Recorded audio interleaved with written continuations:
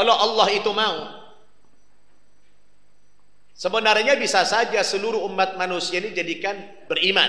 Bisa nggak kira-kira? Bisa tidak? Tidak perlu ada orang Kristen, orang Hindu, Buddha, semuanya Muslim saja. Bisa? Bisa. Allah mau tidak? Allah tidak menghendaki semua manusia seiman. Kenapa? Karena Allah yang maha kuasa sekalipun tidak memaksakan kekuasaannya kepada manusia ini. Kalau bahasa orang parlemen itu, Allah itu masih demokratis. Ya, Allah demokratis. Allah masih menghargai hak-hak asasi manusia, walaupun itu ciptaan Dia. Allah memberikan kemerdekaan, Allah memberikan kebebasan kepada manusia untuk memilih keyakinannya masing-masing. Maka kata Allah, afa anta tukrihun nasa hatta yakunu mu'minin.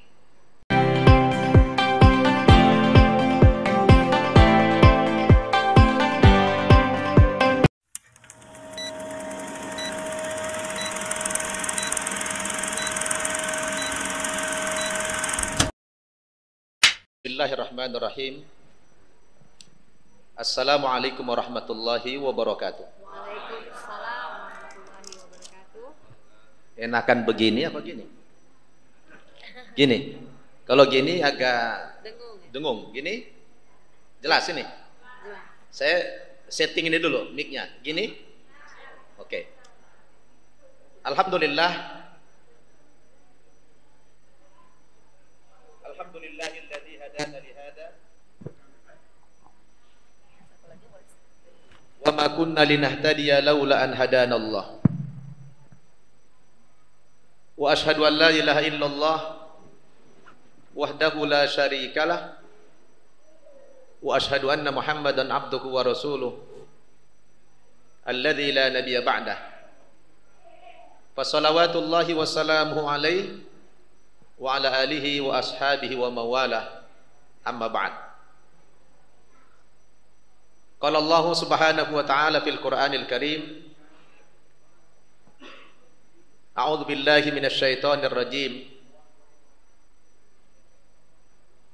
kuntum khaira ummatin ukhrijat linnas ta'muruna bil ma'ruf wa tanhauna 'anil munkar wa tu'minuna billah.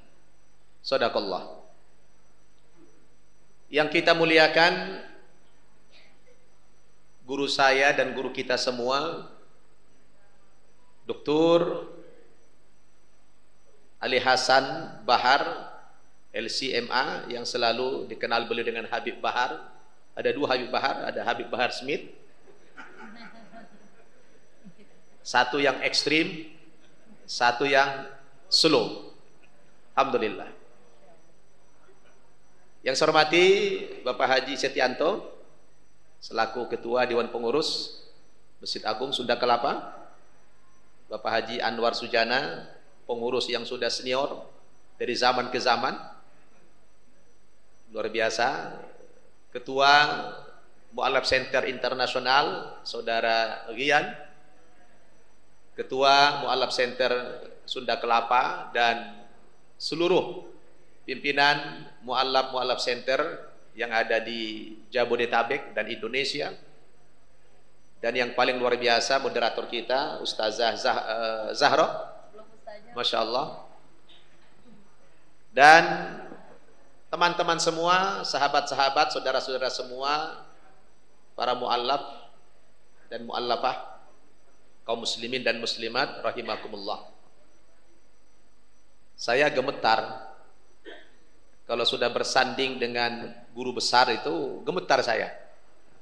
Saya tidak tahu mau bicara apa lagi. Masya Allah. Perasaan sudah sempurna tadi disampaikan Habib Bahar, ya, terutama yang mencakup Al-Quran. Cuma ada satu ilmu yang belum pernah beliau kuasai tentang mu'alaf. Pengalaman. Ya. Jadi kalau urusan mu'alaf, ya udahlah, memang bagian saya itu, Dokter. Iya. Udah bagian saya udah. Saya pun tidak tahu kenapa saya sudah 30 tahun menjadi muslim masih mu'alaf terus. Ya, Pak Haji Setianto udah 30 tahun yang lalu masih mu'alaf terus gelar saya. Malu saya, kapan tidak mu'alaf lagi? Jadi kayak Pak Pakai mic boleh, Ustaz? Jangan kedengeran. Kadang-kadang saya malu dipanggil Ustadz Mu'allaf. Ustaz maaf. Saya bilang itu dua kalimat yang kontras. Ya. Tidak mungkin ada mu'allaf jadi ustadz. Jadi Ustaz. Itu mustahil. Mustahil mu'allaf jadi ustadz. Nah, karena kalimat mu'allaf apa? Mu'allafati qulubuhum. Orang yang dibujuk hatinya. Berarti orang ini masih labil. Bagaimana jadi ustadz? Jadi ini dua bahasa yang kontras. Di satu sisi mu'allaf, satu sisi ustadz. Jadi ustadz mu'allaf, tidak mungkin. Tidak mungkin ada ustadz mu'allaf, mustahil itu. Dia sendiri masih dibimbing, kok jadi ustadz? Ya? Tapi ya sudahlah, maklum aja. Namanya di dosa dipanggil mu'allaf terus. Padahal sudah mengasuh pesantren mu'allaf dan biji. Masih ustadz mu'allaf. Saya bilang, kapan tidak mu'allafnya saya ini? Ya, saya tidak akan menyampaikan kajian-kajian ilmiah seperti beliau. Beliau adalah guru kita semua. Saya ta'zim sama beliau. Kita bicara tentang mu'allaf aja lah. Ya, pertama sekali saya mengucapkan ahlan wa sahlan bikum. Sudah bergabung dalam agama Islam ini. Alhamdulillah. Pilihan kalian menjadi Muslim itu sudah tepat. Ya. Pilihan kalian menjadi Muslim itu sudah tepat. Bukan pilihan yang salah.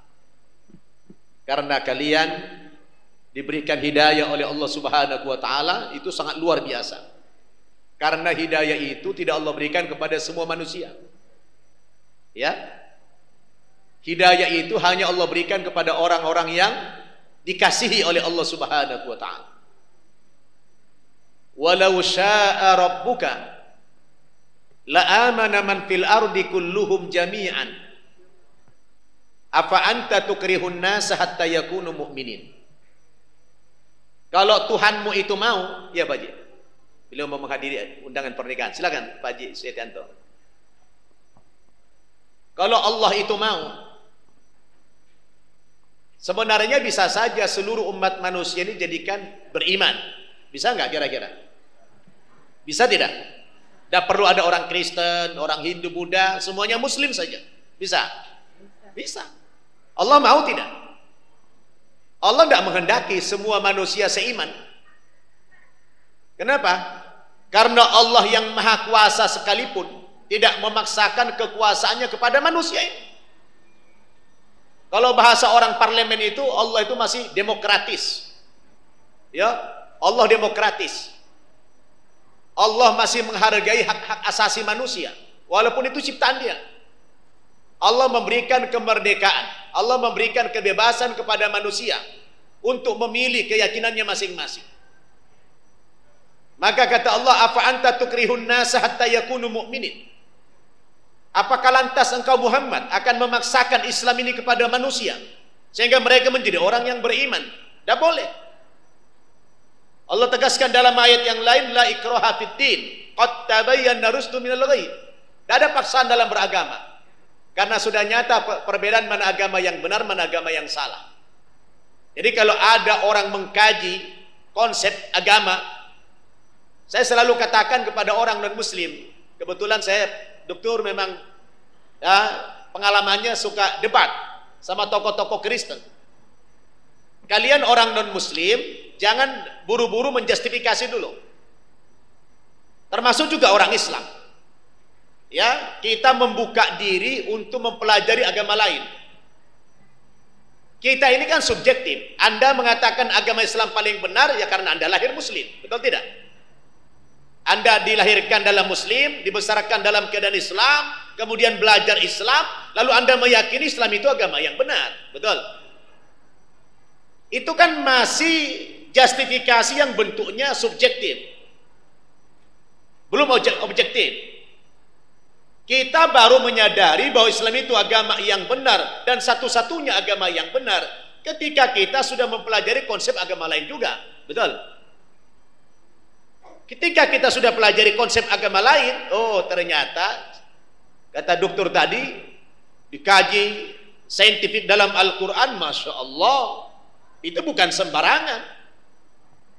Dan ilmu-ilmu yang semacam ini tidak akan kita temukan dalam konsep agama lain. Tidak ada. Saintifik dalam Bible itu tidak ada. Yang ada apa? Ikhtilafan katsira. Apa itu? Kontradiksi. Afala yatadabbaruna al-Qur'an walau kana min 'indi ghairillahi lawajadu fihi ikhtilafan katsira. Apakah kamu tidak merenungi Al-Qur'an? Tidak memikirkan Al-Qur'an, tidak mentadabburi Al-Qur'an? Seandainya Al-Qur'an itu tidak bersumber dari Allah, pasti kamu menjumpai dalam Al-Quran banyak ikhtilafan katsira, ayat-ayat yang kontradiksi, seperti yang kita jumpai di dalam Bible. Betul? Baru kita sadar, oh ternyata Islam itu agama yang benar, betul-betul agama benar, setelah saya membandingkan dengan agama yang lain. Baru mantap iman kita. Saya punya pengalaman pribadi, masuk Islam itu bang, belajar dulu. Kita lihat dulu konsep Islam seperti apa. Baru mantap iman kita. Maka saya bilang sama teman-teman, saya tidak pernah jadi mu'allaf. Nggak pernah jadi mu'allaf. Dalam pengertian, begitu saya masuk Islam, kuat iman saya, mantap iman saya. Karena mempelajari dulu. Maka kalau ada orang datang ke saya untuk masuk Islam, oh saya tidak ujuk-ujuk langsung syahadatkan orang itu, tidak mau saya.